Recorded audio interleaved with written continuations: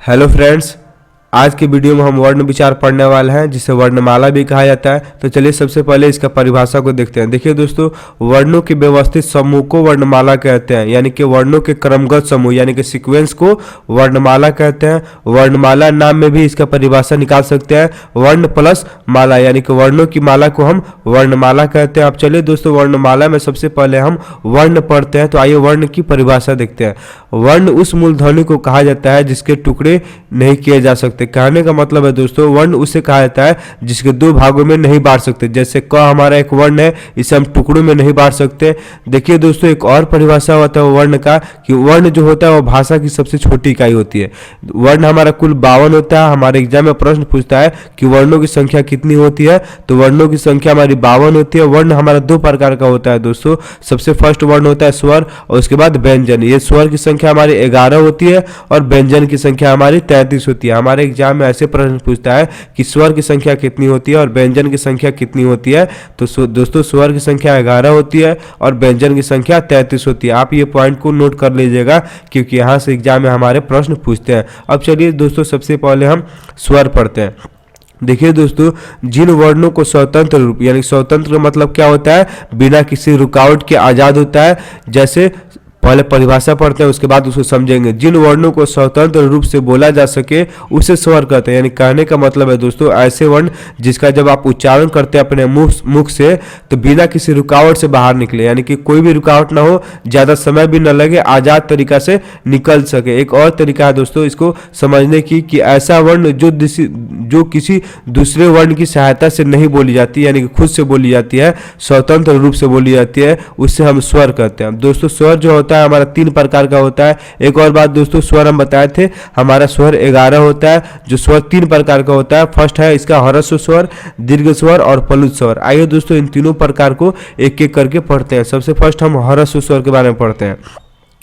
इसका परिभाषा, जिन स्वरों के उच्चारण में कम समय लगता है उसे ह्रस्व स्वर कहते हैं। कहने का मतलब है दोस्तों, ऐसे स्वर जिनके उच्चारण में बहुत कम समय लगता है, यानी कि ऐसे स्वर जिसका उच्चारण जब आप अपने मुंह से करते हैं, जो हवा होती है वो बहुत जल्दी निकल जाती है, ज़्यादा समय नहीं लगाती है, उसे ह्रस्व स्वर कहते हैं। ये दोस्तों 4 होते हैं। यानी कि हमारे एग्जाम में पूछता है प्रश्न कि ह्रस्व स्वर की संख्या कितनी होती है। 4 होता है। कौन कौन से होता है? तो दोस्तों, अ होता है, यहाँ छोटी ई होगा दोस्तों, अ और छोटी ई, ये नहीं होगा, अ और छोटी ई और छोटा ऊ और री, यानी कि ह्रस्व स्वर की संख्या 4 होती है। देख सकते हैं आप, अ, छोटी ई और छोटा ऊ और री, यानी कि यही 4 हमारा ह्रस्व स्वर है। अब आइए दोस्तों, हम दीर्घ स्वर के बारे में पढ़ते हैं।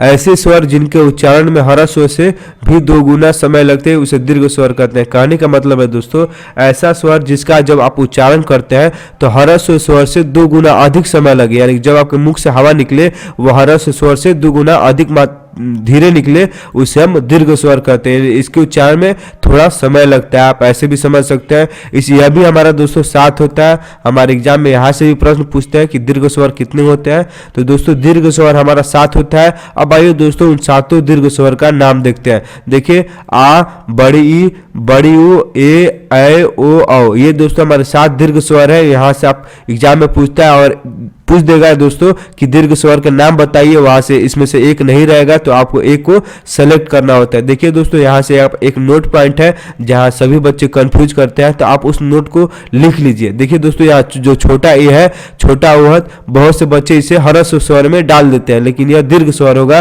तो आप नोट करके लिख लीजिए कि छोटा ए और छोटा ओ हमारा दीर्घ स्वर है। इसके उच्चारण में ह्रस्व से 2 गुना अधिक समय लगता है। अब आइए दोस्तों, जो स्वर का सबसे थर्ड प्रकार है यानी प्लुत स्वर, उसके बारे में पढ़ते हैं।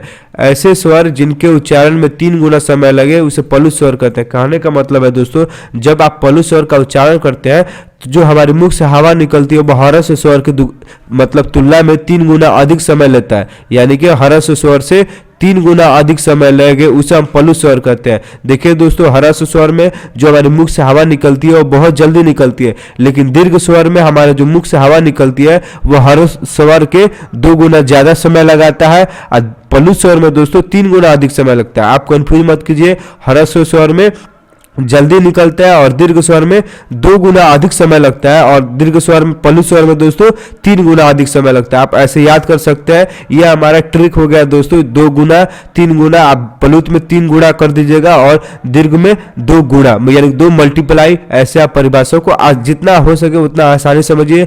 लास्ट में दोस्तों कुछ प्रश्न उत्तर भी करेंगे ताकि आपका पूरा कॉन्सेप्ट क्लियर हो जाए। देखिए दोस्तों, यहाँ लिखा है इसका प्रयोग अक्सर पुकारते समय किया जाता है। जैसे दोस्तों सुनो, ओम प्लुत स्वर का बहुत अच्छा एग्जाम्पल है दोस्तों ओम। जब आप ओम का उच्चारण करते हैं तो जो आपके मुख से आवाज निकलती है, यानी कि हवा निकलती है, वो बहुत ज्यादा समय लगाती है, यानी कि ह्रस्व स्वर से कहने का मतलब है 3 गुना अधिक समय लगाती है। जैसे आप ओम ऐसे उच्चारण करके भी देख सकते हैं कि हमारे मुख से 3 गुना अधिक समय लगता है हवा निकलने में। अब दोस्तों हमारा स्वर यहीं तक समाप्त होता है। अब हम व्यंजन वर्ड पढ़ते हैं, जिसकी संख्या हम बताएं कि कितना होता है, 33 होता है। इसे कॉन्सोनेंट भी कहा जाता है। यहाँ से हमारे एग्जाम में बहुत प्रश्न पूछता है। तो चलिए सबसे पहले व्यंजन का हम परिभाषा देखते हैं।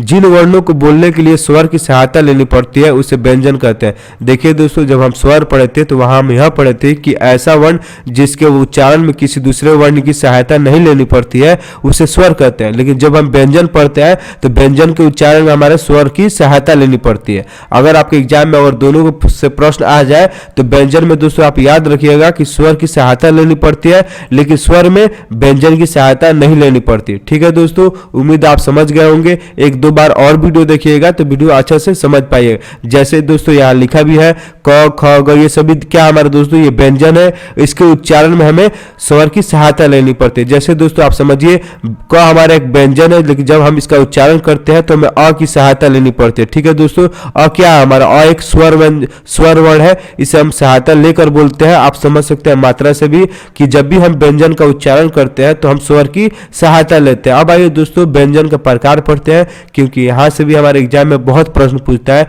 व्यंजन भी हमारा मुख्यतः दोस्तों 3 प्रकार का होता है। स्वर भी हम 3 प्रकार के पढ़े थे दोस्तों, व्यंजन भी 3 प्रकार के पढ़ते हैं। आप स्वर की प्रकार कमेंट बॉक्स में लिख के बता सकते हैं। अब आइए दोस्तों व्यंजन का हम प्रकार देखते हैं।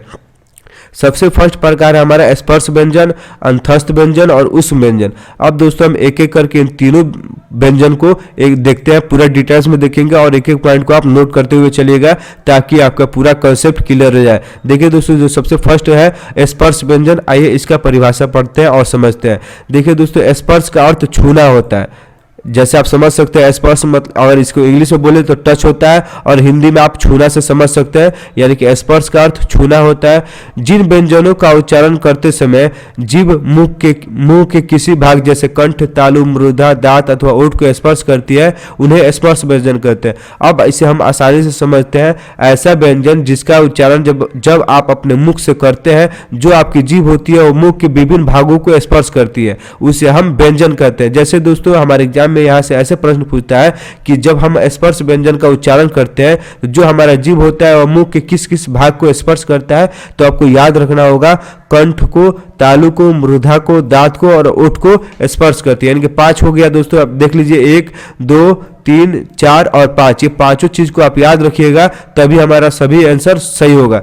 देखिए दोस्तों, जब हम स्पर्श व्यंजन पढ़ते हैं तो ये पांचों चीज हमारे इंपॉर्टेंट है, क्योंकि हमारे जो जीभ होता है पांचों को स्पर्श करता है। हम बता दें आपको, स्पर्श व्यंजन हमारा कुल होता है 25। यहाँ से हमारे एग्जाम में प्रश्न भी पूछा गया कि स्पर्श व्यंजन कितना होता है, तो स्पर्श व्यंजन 25 होता है। और देखिए दोस्तों, ये 25 को हम 5 वर्गों में बांट देते हैं। फर्स्ट हमारा वर्ग होगा क वर्ग, च वर्ग, ट वर्ग, त वर्ग और प वर्ग। ये मतलब एक वर्ग में 5 दोस्तों, और ऐसे एक वर्ग में 5, ऐसे पांचों में 5-5 होता है हमारे, यानी कि 25 हो गया। फर्स्ट क वर्ग में होता है दोस्तों, क से शुरू होता है या म तक खत्म होता है, यानी कि हमारा 25 व्यंजन होता है जो स्पर्श व्यंजन, उसमें क से शुरू होगा और म तक खत्म होगा। जो क वर्ग होगा वो 5 होगा, क ख ग घ अ, ये दोस्तों हमारा क वर्ग है। आप इसे याद करने के लिए एक ट्रिक भी लिख सकते हैं, क च ट और त दोस्तों और प, इसे हम पढ़ दे कचट टप, यानी कि ये हमारा ट्रिक है दोस्तों, ये पांचों वर्ग को याद करने का। आप इस ट्रिक के माध्यम से ये पांचों वर्ग याद कर सकते हैं। देखिए दोस्तों, जो क वर्ग होता है वो यहाँ से हमारे एग्जाम में उच्चारण का प्रश्न पूछता है कि जो क वर्ग होता है उसका उच्चारण करते हैं तो क्या होता है। यानी कि क वर्ग को जब आप उच्चारण कीजिएगा तो जो हमारे कंठ होता है उसमें कंपन स्टार्ट होगा। जैसे आप क बोलते हैं, जो हमारे कंठ होता है उसमें कंपन होता है। नेक्स्ट है दोस्तों च वर्ग। यहाँ दोस्तों हम देखते हैं जब हम च का उच्चारण करते हैं, यानी कि च वर्ग का उच्चारण करते हैं, जो हमारा जीभ होता है वो हमारे तालु को स्पर्श करता है। अगर एग्जाम में आपसे प्रश्न पूछ दे कि च वर्ग, इसमें दोस्तों कोई भी दे सकता है, च भी दे सकता है, छ भी दे सकता है और ज भी दे सकता है, कोई भी दे और पूछ दे कि इसके उच्चारण में क्या होता है, तो दोस्तों जो हमारा जीभ होता है वो हमारे तालु को स्पर्श करता है। उम्मीद है दोस्तों आपको समझ में आ रहा होगा। नेक्स्ट हमारा ट वर्ग। दोस्तों जब आप इसका उच्चारण करते हैं, जो हमारा जीभ होता है वो फल्ट होकर मृदा को स्पर्श करता है। सबसे पहले दोस्तों हम ये समझते हैं कि मृदा क्या होता है। देखिए दोस्तों, जो तालु होता है उसके पिछले भाग को हम मृदा कहते हैं। जब हम ट वर्ग का उच्चारण करते हैं, जो हमारा जीभ होता है वो फल्ट होकर मृदा को स्पर्श करता है। यानी कि यहाँ जो जीभ है वो मृदा को स्पर्श करता है, इसलिए ट वर्ग है। अब समझिए दोस्तों, यहाँ से बहुत प्रश्न पूछता है, एक एक पॉइंट यहाँ इंपॉर्टेंट है। नेक्स्ट दोस्तों त वर्ग। जब इसका आप उच्चारण करते हैं, यानी कि आप अपने मुख से उच्चारण करते हैं, जो आपको जीभ है वो दांतों को स्पर्श करती है। ऐसे दोस्तों जब आप प वर्ग का उच्चारण करते हैं तो जो आपको दोनों ओठ हैं वो आपस में स्पर्श होती है। ठीक है दोस्तों, यहाँ से हमारे एग्जाम में प्रश्न पूछता है, अलग कहीं से भी घुमा के प्रश्न पूछ देगा तो आप पूरा डिटेल्स में समझिए। जैसे दोस्तों न होगा तो हमारे एग्जाम में ऐसे प्रश्न पूछ देगा कि आप न जब व्यंजन का उच्चारण करते हैं तो जो हमारी जीभ होता है वो किससे स्पर्श होता है, तो हमारे दांतों से स्पर्श होता है। ऐसे छोटे छोटे पॉइंट को आप नोट करते हुए चलेगा। नेक्स्ट दोस्तों अंतस्थ व्यंजन। आइए इसके बारे में पढ़ते हैं। अंत का अर्थ भीतर होता है।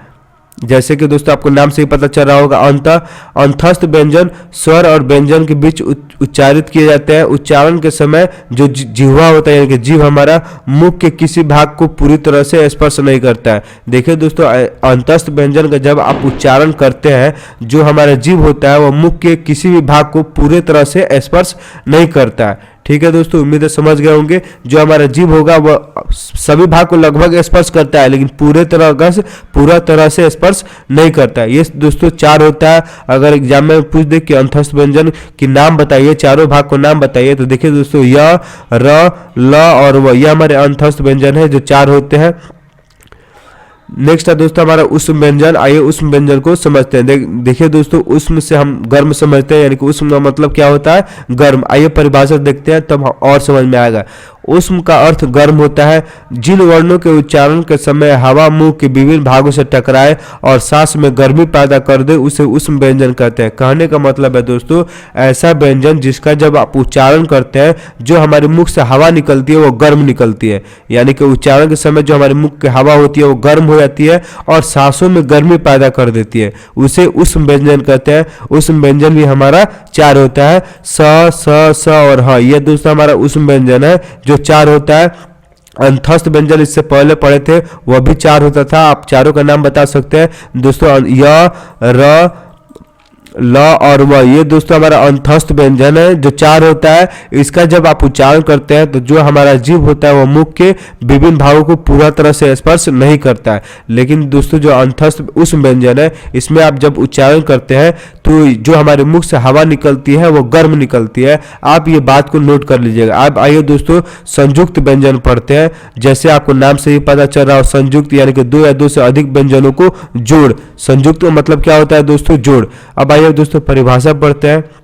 जो व्यंजन दो या दो से अधिक व्यंजनों के मेल से बने उन्हें संयुक्त व्यंजन कहते हैं। कहने का मतलब है दोस्तों, इसमें दो या दो से अधिक व्यंजनों को योग, यानी योग का मतलब बताएं दोस्तों जोड़। दो से अधिक व्यंजनों को जोड़ को जो बनाया जाता है उसे संयुक्त व्यंजन कहते हैं। ये संख्या में कितना होता है, ये संख्या में दोस्तों चार होता है, छ, त्र, ज्ञ और स्र। ये दोस्तों हमारे चारों संयुक्त व्यंजन है, इससे ज्यादा संयुक्त व्यंजन नहीं होता। यहाँ दोस्तों जो लिखा है इस बात को आप याद रखिएगा कि कितना होता है, चार होता है। चारों का नाम हम लिख दिया है। अब ये दोस्तों कौन कौन से व्यंजन से मिलकर बना होता है, अब आइए उसको भी देखते हैं। देखिए जो छ होता है दोस्तों वो क और स से मिलकर बना होता है। क के नीचे हलंत लगा है, इसका मतलब ये हुआ, हलंत का मतलब दोस्तों होता है कि आधा भाग हो जाता है, यानी क हमारा आधा हो गया। जैसे त के नीचे हलंत लगा है तो त हमारा कितना हो गया दोस्तों, त भी आधा हो गया, स भी आधा हो गया, आधा ज, यानी कि आधा क और स क्या मिलके बनाते हैं, हमारे छ बनाते हैं। और आधा त और र मिलके त्र बनाते हैं, आधा स और र मिलके स्र बनाते हैं और आधा ज और आधा अ मिलके ज्ञ बनाते हैं। दोस्तों हमारे एग्जाम में और ऐसा ऑप्शन देता है कि क के नीचे वाला हलंत स के नीचे लगाया जाता है, पूछता है क्या ऑप्शन ये सही है, तो आपको गलत काट देना है। आपको हलंत कहाँ है यह याद रखना है कि किस अक्षर के नीचे हमारा हलंत है। आपके लिए एग्जाम्पल भी लिख दिए, जैसे दोस्तों छ से भिक्षा हो गया, क्षमा हो गया, त्र से त्रिशूल, त्रिभुज, ऐसे दोस्तों आप एग्जाम्पल के माध्यम से भी समझ सकते हैं। देखिए दोस्तों, जो व्यंजन होता है उसे श्वास या प्राण की मात्रा के आधार पर भी दो भेदों में बांटा जाता है। इसका फर्स्ट भेद है अल्प प्राण और महाप्राण। इनसे भी हमारे एग्जाम में बहुत प्रश्न पूछता है, तो आइए इनके पूरे डिटेल्स में देखते हैं। सबसे फर्स्ट हम अल्प प्राण देखते हैं। दोस्तों जिन वर्णों के उच्चारण में वायु की मात्रा कम होती है उसे अल्प प्राण कहते हैं। कहने का मतलब है ऐसे वर्ण जिसके उच्चारण जब आप करते हैं तो जो आपके मुख से हवा निकलती है वो बहुत कम मात्रा में निकलती है, यानी कि बहुत कम हवा निकलती है, उसे अल्प प्राण कहते हैं। अल्प का मतलब भी आधा होता है। आप ऐसे नाम से भी दोस्तों अगर दिमाग लगाइएगा तो नाम से भी आप परिभाषा निकाल सकते हैं, नाम से भी पेपर सॉल्व करते हैं। जैसे अल्प प्राण मतलब आधा हो गया दोस्तों, तो अल्प का मतलब कम समझ लीजिए। जिन वर्णों के उच्चारण में मुख से जो हमारी हवा निकलती है वो बहुत कम मात्रा में निकलती है, उसे अल्प प्राण कहते हैं। इसकी संख्या दोस्तों कितनी होती है? 20 होती है। देखिए दोस्तों, जो हम वहाँ संयुक्त व्यंजन पढ़े थे उसमें हम 5 वर्ग पढ़े थे, क वर्ग, च वर्ग, ट वर्ग, त वर्ग और प वर्ग। पांचों में 5-5 अक्षर था हमारा। जैसे क वर्ग में था क, ख, ग, घ, अंग, तो उसमें देखिए दोस्तों जो हमारा अल्प प्राण होता है इसमें, जैसे क वर्ग में हमारा क वर्ग, च वर्ग, ट वर्ग, त वर्ग, प वर्ग, ये दोस्तों हमारे 5 वर्ग है। इसमें अल्प प्राण कौन कौन होता है आइए हम देखते हैं, क्योंकि यहाँ से हमारे एग्जाम में प्रश्न पूछता है। देखिए दोस्तों, जो 5 वर्ग होता है उसका पहला और तीसरा और पांचवा जो होता है वो अल्प प्राण होता है। यानी कि जैसे क वर्ग में हो गया पहला क हो गया, उसके बाद ख नहीं होगा दोस्तों, उसके बाद तीसरा होगा यानी कि ग, और पांचवा अंग, ये क्या हो गया दोस्तों हमारा क वर्ग में, तीनों हमारा अल्प प्राण हो गया। ऐसे दोस्तों च वर्ग में पहला, तीसरा और पांचवा जो होगा वह हमारा अल्प प्राण होगा। यानी कि कोई भी वर्ग में पहला और तीसरा और पांचवा जो होगा वह हमारा अल्प प्राण होगा। आप किसी भी वर्ग को निकाल के देख लीजिए, चाहे च वर्ग हो या ट वर्ग हो या प वर्ग हो। ठीक है दोस्तों, इसको जो और एक और पॉइंट है दोस्तों, जो अंतस्थ व्यंजन होता है वह भी अल्प प्राण होता है। यानी कि य र ल भी अल्प प्राण होगा। यानी कि हमारा क वर्ग, च वर्ग, इस सभी वर्ग का पहला, तीसरा और पांचवा और अंतस्थ व्यंजन हमारा अल्प प्राण होगा। इसको याद रखने का ट्रिक भी है दोस्तों, ट्रिक लिख दिया ताकि आपको रिवीजन करने के समय बहुत आसानी रहेगा याद करने में। देखिए दोस्तों, वर्ग का पहला, तीसरा और पांचवा और अंतस्थ व्यंजन क्या होगा हमारा अल्प प्राण। ये आप याद कर लीजिएगा और नोट करके लिख लीजिएगा, इस पे VBI लगा दीजिएगा, यहाँ से हमारे एग्जाम में प्रश्न पूछते हैं। चलिए दोस्तों, हम महाप्राण देखते हैं। जिन वर्णों के उच्चारण में वायु की मात्रा अधिक होती है वह महाप्राण है कहलाते हैं। इनकी संख्या 15 होती है। देखिए दोस्तों, अब आइए हम समझते हैं आसानी से। ऐसे वर्ण जिनके उच्चारण में जो हमारे मुख से हवा निकलती है वह बहुत अधिक मात्रा में निकले, यानी बहुत ज्यादा निकले, उसे हम महाप्राण कहते हैं। यह इसकी संख्या 15 होती है। अगर हमारे एग्जाम में इसकी संख्या पूछ दे तो आपको याद रखना होगा कि इसकी संख्या हमारी 15 होती है। देखिए दोस्तों, जो हम क वर्ग, च वर्ग, ट वर्ग और त वर्ग और प वर्ग, ये 5 वर्ग हम पहले ही बता चुके हैं। जो 5 वर्ग में बांटा जाता है संयुक्त वर्ग, संयुक्त व्यंजन को। देखिए दोस्तों, इसका दूसरा, चौथा हमारा क्या होता है संयुक्त, पहले महाप्राण होता है दोस्तों। यानी कि किसी भी वर्ग का पहला और चौथा हमारा महाप्राण होगा। जैसे दोस्तों हम क पढ़ते हैं, क वर्ग जिसमें क, ख, ग, घ और अंग, तो इसमें देखिए दोस्तों जो महाप्राण होगा वह दूसरा होगा, दोनों ख होगा और घ, यानी कि ख और ग महाप्राण होगा। ऐसे ही दोस्तों चवर्ग पढ़ेंगे, उसका भी दूसरा और चौथा हमारा महाप्राण होगा। और देखिए उसमें व्यंजन तीनों स और ह, उसमें व्यंजन महाप्राण होता है। यानी कि अब आसान तरीका से ये इसको याद रखिए दोस्तों। देखो, किसी भी वर्ग का दूसरा और चौथा और उस व्यंजन क्या होगा हमारा महाप्राण होगा। याद रखने का ये आसान तरीका है दोस्तों। यहाँ जैसे में हम लिख दिए हैं ख और ग, यानी कि 2 नंबर और 4 नंबर क्या हुआ महाप्राण।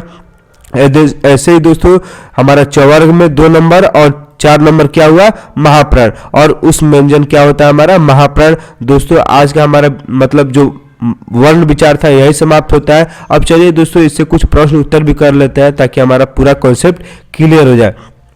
हमारा सबसे फर्स्ट प्रश्न है, वर्ण किसे कहा जाता है। फर्स्ट ऑप्शन है भाषा एवं उसके रूपों को। सेकेंड है भाषा की सबसे छोटी ध्वनि को। रंग को, शब्दों को। तो दोस्तों हम जब वर्ण पढ़ा रहे थे आपको तो बताए थे कि भाषा की सबसे छोटी इकाई को वर्ण कहा जाता है। देखिए दोस्तों जो ध्वनि होता है वो वर्ण जो होता है उसके मौखिक रूप को हम ध्वनि कहते हैं, लेकिन जब उसको लिखा जाता है तो उसे वर्ण कहा जाता है। यानी कि ये सब भाषा की सबसे छोटी इकाई होती है। नेक्स्ट है दोस्तों, यानी कि हमारा ऑप्शन 2 सही होगा। नेक्स्ट प्रश्न है डैश स्वर किसे कहा जाता है, यानी कि स्वर किसे कहते हैं। ऑप्शन पढ़ते हैं। स्वतंत्र रूप से बोले जाने वाले वर्ण, भाषा की सबसे छोटी ध्वनि, 6 वर्णों से बने शब्द, इन सभी को। देखिए दोस्तों जो भाषा की सबसे छोटी ध्वनि को हम तो वर्ण बोलते हैं, स्वर बोलते हैं स्वतंत्र रूप से बोले जाने वाले वर्ण, यानी कि जो वर्ण जो बिना किसी दूसरे वर्ण की सहायता से बोली जाती है उसे स्वर कहते हैं। तो ऑप्शन ए हमारा सही होगा। नेक्स्ट प्रश्न दोस्तों, व्यंजन किसे कहते हैं। ऑप्शन पढ़ते हैं। स्वतंत्र रूप से बोले जाने वाले वर्णों को तो आपको पता है दोस्तों इसे स्वर कहते हैं, जो स्वतंत्र रूप से बोला जाता है। नेक्स्ट ऑप्शन है हमारा स्वरों की सहायता से बोले जाने वाले वर्णों को, दोस्तों इसे हम व्यंजन कहेंगे। जो वर्ण स्वर की सहायता से बोली जाती है उसे हम व्यंजन कहते हैं। तो ऑप्शन 2 हमारा सही होगा। नेक्स्ट प्रश्न है संयुक्त व्यंजन कितने प्रकार के होते हैं। तो आप बताइए दोस्तों कितने प्रकार के होते हैं। हमारा ऑप्शन है 2, 3, 4 और 5। तो आपको पता है दोस्तों संयुक्त व्यंजन जो होता है हमारा, बताइए पहले आप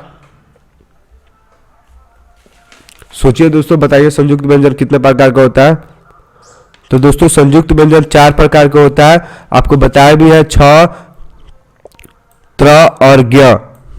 त्र और ज्ञ दोस्तों, ज्ञ ऐसे होगा दोस्तों। अस्र क्या हुआ हमारा, 4 संयुक्त व्यंजन होते हैं। देखिए दोस्तों जो नेक्स्ट प्रश्न है हिंदी वर्णमाला में कितने व्यंजन होते हैं। तो आपको बताना है 40, 42, 44 और 33। तो आपको पता है दोस्तों व्यंजन जो होता है हमारा 33 होता है और स्वर होता है हमारा 11, यानी कि ऑप्शन 4 हमारा सही होगा। नेक्स्ट प्रश्न है दोस्तों हिंदी वर्णमाला में स्वरों की संख्या कितनी है। ऑप्शन है 9, 10, 11, 13। तो अभी बताया दोस्तों स्वर की संख्या 11 और व्यंजन की संख्या 13, यानी कि ऑप्शन 3 हमारा सही होगा। नेक्स्ट प्रश्न है दोस्तों अंतस्थ व्यंजन है ल, व, य, र, ल, व, स और ह और य, र, ल। इसे आपको बताना है दोस्तों अंतस्थ व्यंजन कौन है। जल्दी दोस्तों ऑप्शन लिखिए क्या होगा हमारा आंसर। तो आपको पता है दोस्तों य, र, ल, व हमारा अंतस्थ व्यंजन है और उस व्यंजन हमारा ये है स और ह। तो हमारा ऑप्शन 2 सही होगा। नेक्स्ट प्रश्न है दोस्तों इनमें से कौन सा उस व्यंजन नहीं है, य, स और ह। तो दोस्तों पता है आपको ये तीनों हमारा उष्म व्यंजन है, लेकिन ऑप्शन जो ए है वो हमारा अंतस्थ व्यंजन है। तो हमारा एक ऑप्शन सही होगा, यानी कि ऑप्शन फर्स्ट सही होगा। दोस्तों आज का वीडियो हमारा यही समाप्त होता है।